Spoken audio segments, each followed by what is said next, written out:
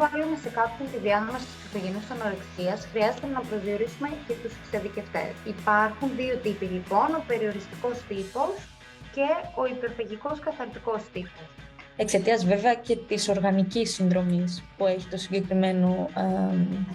η συγκεκριμένη διαταραχή στον οργανισμό μας. Σήμερα θα πούμε λίγα λόγια για τα διαγνωστικά κριτήρια της ψυχογενούς βουλημίας, όπως αυτά ορίζονται από την Αμερικάνικη Ψυχιατρική Εταιρεία. Θα δούμε λίγα πράγματα για τα αίτια. Θα περάσουμε μετά στην κλινική εκτίμηση, όπου θα δούμε τι χρειάζεται να εξετάζει ο κλινικός κατά τη διάρκεια της αξιολόγησης.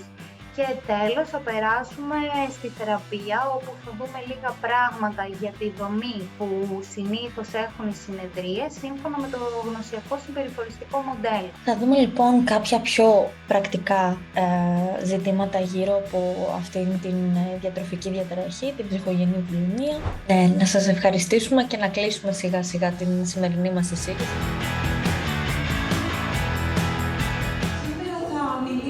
Για την διατροφή αλλά και την ψυχολογία της διατροφής.